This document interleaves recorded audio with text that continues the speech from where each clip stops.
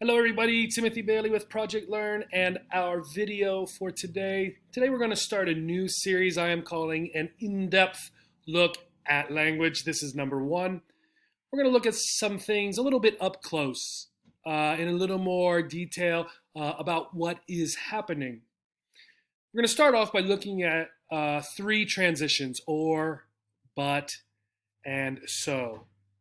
And these three transitions are related to two different things in a sentence. You will see them typically in the middle of those two things. So A or B, A but B, like that. But they're not operating in the same way. How are they operating? Let's go ahead and look. Or deals with the possibility or the choice of two things. Look at this example.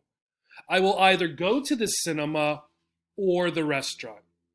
So maybe I can only do one. I only have enough money to do one. I only have enough time to do one of these things, whatever, right? So I'm choosing between the two things, the cinema and the restaurant. Okay, that's what or tells us, right? And if you'll remember, how and is used tells us both things, or tells us only one of those things. Here's another example. You must study for the exam or you will fail the class. Here we have two things, and the teacher perhaps is telling us that they're related, right? If you don't do this, this will happen. Okay, so the two things, studying for the exam, failing the class. Okay, now the difference is that these two aren't related. I'm simply choosing between two things. Two nouns, the cinema or the restaurant, an apple or a banana. These two are related. There's still a choice. If I choose not to do this, this will happen. But the relationship is that if I choose to do this, or if I choose not to do this, there is an effect because of that, right? That is what the teacher is telling me. Let's look at another one. So we're going to look at but.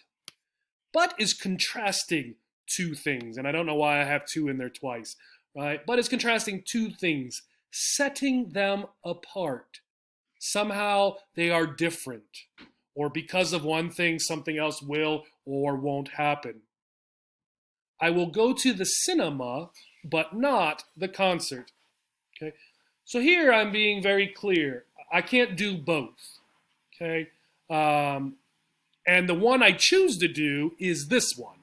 So perhaps I'm telling my friends, I'm telling my family, right? They want to do, one group wants to do the cinema, one group wants to do the concert. I can only do one. I chose the cinema. So I'm telling the concert group, right? I will go to the cinema, but not the concert. Okay? So the relationship here, one thing is happening, right? The other thing is not.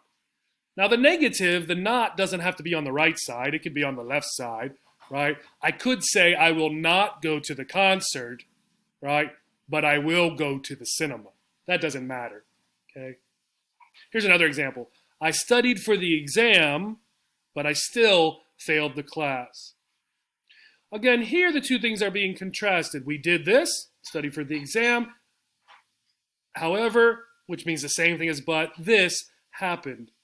And the surprise here, right, for this contrast, is that if we did this, we would expect to pass the class, right?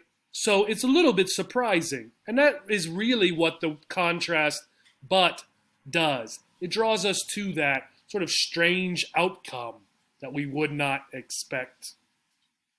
So let's look at so.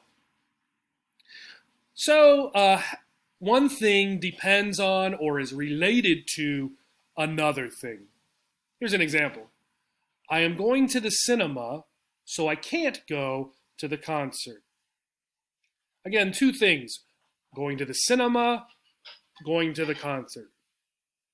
Now the difference here is because I'm doing this, I can't do this. Perhaps they're at the same time.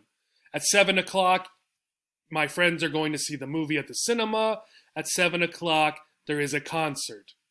I chose this.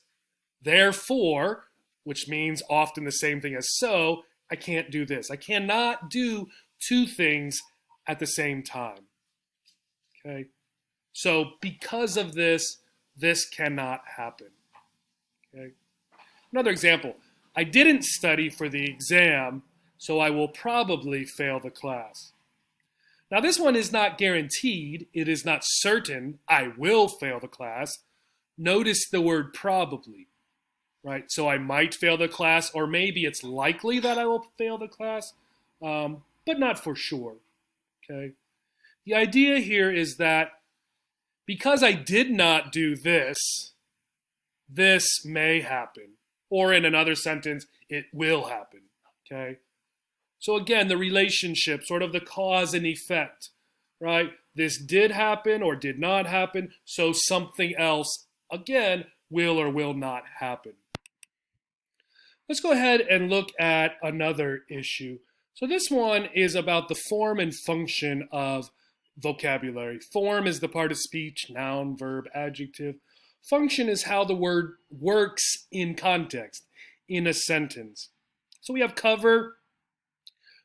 You would probably think a verb. Covered has the ed suffix, probably a past tense verb. Covering has the ing suffix, so a continuous, present continuous verb. And coverage with an age suffix. Well, of the four forms of this word, this one is perhaps the easiest to figure out, because the age suffix is only and always a noun suffix. So my health coverage, which is my health insurance, my health coverage, right? Always a noun. For the first three, however, it's a little more difficult. Let's look at them in a simple way. Please blank your mouth when you yawn. Yawn is like this. When you're tired, right, you're supposed to do this. I blank my mouth when I yawned. I am blank my mouth while yawning. So in a simple verb usage, please cover your mouth when you yawn. I covered, right, past tense, my mouth when I yawned. I am covering my mouth while yawning. However, these suffixes, ed, ing, even this by itself, are not just verbs, right? And this is what makes it difficult for English. My dad bought a new blank for his boat. Well, what we need to do is we need to look at the function, the context. Article, adjective, this is going to be a noun. Different than this. Same word, right? So here, a cover for his boat, something to put over the boat, right? I cover my mouth, right? That's the verb. My hand is the cover. The thing that my dad puts on the boat is also a cover, this time the noun. In the past, there were many blank bridges in Ohio. So here we're describing bridges, the noun, that have a cover. If we're doing that, right, and here we have many, another quantifier, this has got to be an adjective. So the ed also can be an adjective. The last one, the ground looked beautiful under a blank of snow. Look, here we have sort of a prepositional phrase of snow. So that's the end of this idea, this part here. Article, then this. Since there's not a noun after that, we have a prepositional phrase. This must be a noun. So the ing suffix can also be a noun. Okay? So the difficulty of form, the part of speech, noun, verb, adjective, and context can sometimes be combined.